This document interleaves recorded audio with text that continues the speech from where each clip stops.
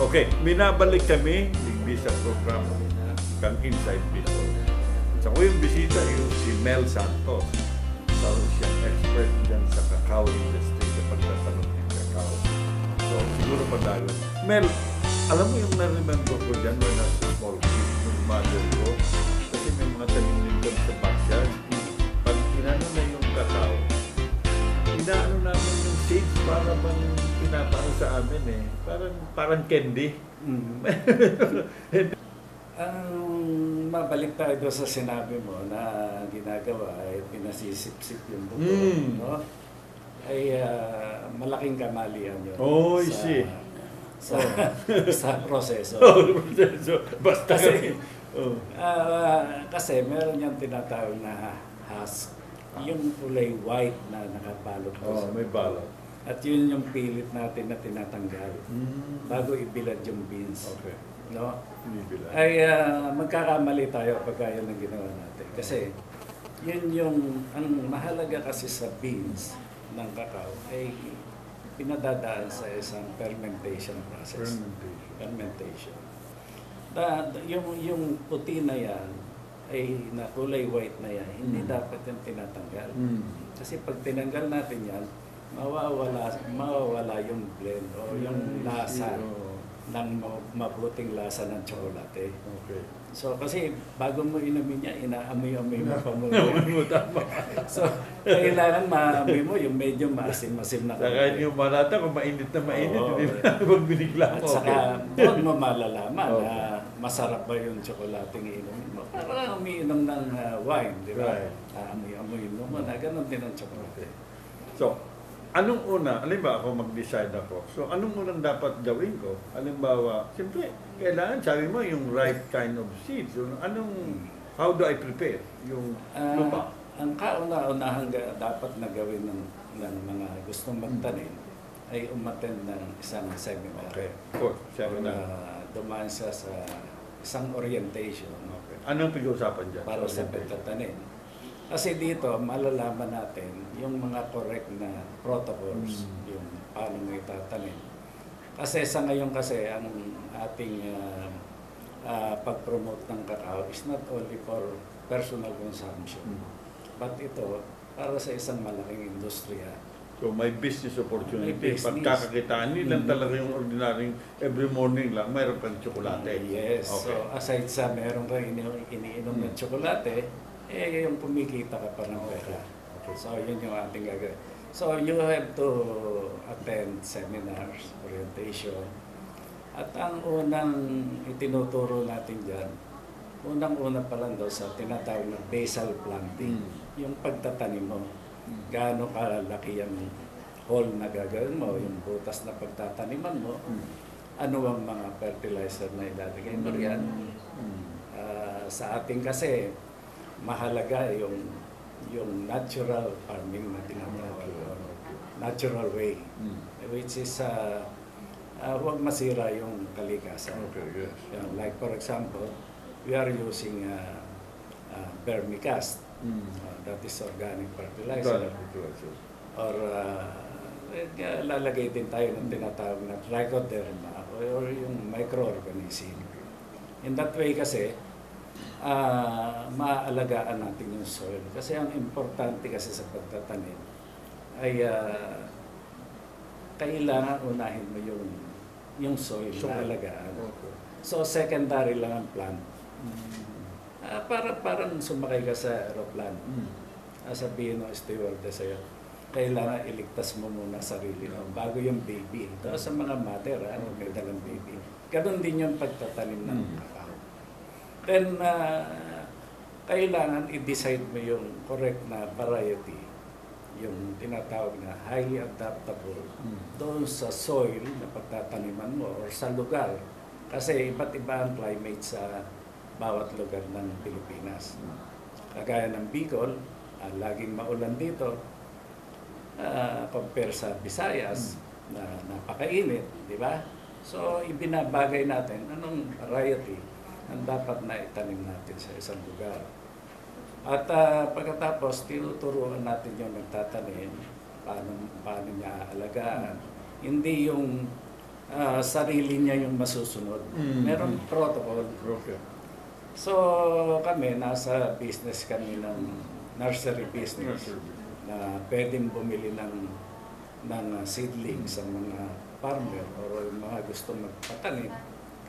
Pag bumili ng seedling sa amin, para kang bumili ng auto, ng kotse. Okay. Binibigyan namin ng manual. Ano yung ipapalo niya? Kasi pag susundin niya yung sarili niya, Guaranteed baka ang gawin niya ay pagka dumilaw na yung dahon at saka niya gagawin yung aksyon. So, ang ginagawa natin, merong protocol. Kailangan ipalo nila yan. Parang scientific way of ano. Kasi siyempre, ang gusto kasi natin yung maging successful yung kanyang pagtatanim. Okay. Now, normally, ang farmer would always think about yung madalian kasi yung nga kailangan sila. Diyan ba sa kakao, let's say, nag-decide ang isang tao, ilang buwan o let's say, bago niya ka mag-harvest, sabihin natin na makakabawi na siya sa mga investment. Yun. Alam mo siyempre, siguro hindi lang sa Pilipino yun, pero lagi ang gusto ng tao, instant. Instant. Instant coffee. Instant noodles, di ba? Yung mga ganyan. Parang gusto nila sa pagtatanim, ganun pa rin. Okay. Instant. Which is hindi naman pwede. Hindi pwede. Okay. Kaya lang, yung sa traditional way kasi na pagtatanim, ang kakao mostly, bago mamunga yan, 3 years. 3 years. Pero pa ilan-ilan lang na bunga. Okay. Ang full grown is 7 years. 5 to 7 years. 5 to 7. Napakatagal. Okay. So kung i-imagine mo sa edad natin ngayon, na magtatanim tayo ngayon, matanda na pala tayo bago natin mag-grow yung talagang gusto natin, yung full grown na tinatawag. Sa ngayon kasi, sa modern na teknolohiya, umaabot lang ng 18 months. 18 months? O 1 year and a half, ay may bunga na yung kakao. Compared doon sa old tradition na tree na ilang years. Yes, at modesty aside, we have the technology, our own technology. If you will visit my farm in Davao, ay makikita mo rin yung 1 year and 2 months na tree ay may bunga na. So, ang isang information dito na nakuha ko, before dapat, ang karamihan, iniisip sila, matagal yan. Kaya ayaw nila yan, pero matagal. Now, you're telling me that with the kind of technology that you're using, it will only take a few months, let's say, sabi mo na, mayroon ng bunga. Okay, so malaking bagay pala yan. But of course, you have to follow the right procedure and then susundan mo yung manual. If you really want to have that. Like for example, siyempre, siguro tatanungin mo rin kung yan ba yung namumunga ng marami. Yan ang importante kasi kung madali nga lang sa mamunga, pero konti lang naman, ay hindi tayo masiyahan. No? Okay. So, ang kakao ngayon ay at least kayang mamunga ng more than 100 pods o yung bunga niya, pods ang tawag niya. More than 100 pods. 100 pods. Kaya niyang ma-average na ma-harvest in 1 year. 1 year. So, sa isang puno. Sa isang puno. Okay. So, yun yung ganda ng kakao ngayon with the modern technology. Now, let's talk about the business side. Of course, the bottom line there is yung may earn mo, no? Yung sinasabi mong, if let's say, I don't know if kaya natin makompute, isang puno, may idea kang magkano ang more or less ang mga gastos mo dyan, lahat-lahat. So, dito sa tanong mo na yan, papasok na rin yung opportunity. Okay, yung opportunity. Ano? Ay, paano ba ikaw ma-encourage o yung ibang mga tao, mga nakikinig sa atin, na magtanim ng kakao? Right. No? So,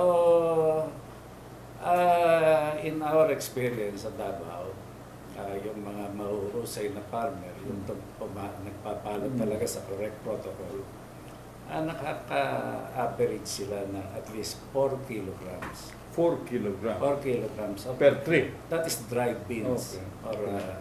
Or napatuyo na yung beans, dried beans. 4 kilograms in a year Okay. per tree. Well, 3. So, just imagine, if you have 1 hectare land, more or less kasi sa 3 by 3 na 3 meters by 3 na distance, ay dapat makatanim ka ng 1,111 trees Trees sa 1 hectare. sa 1 hectare. Pero ang sinasuggest ko kasi is only 1,000. Kasi kailangan mo rin yung road. So, kung ibabawas mo yung road, at least 1,000 trees lang per hectare. If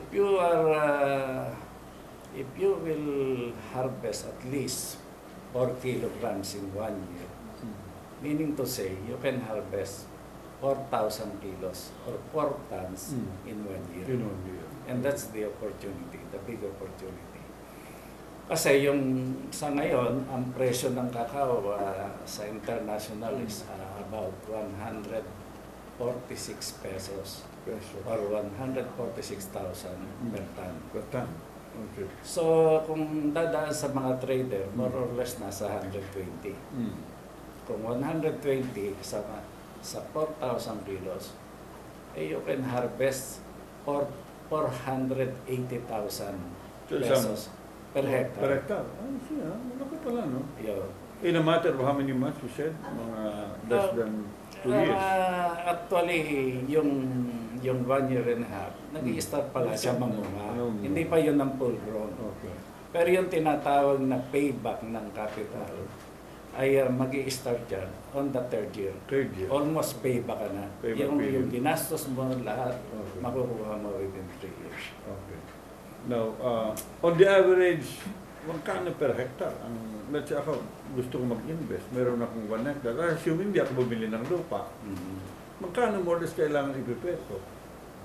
More or less, magpiprepare ka ng less than 150,000 Per hectare? Per hectare. Pero hindi naman yan isahan lang na gastos. Ano? Kasi Hindi naman. step by step yan. Okay.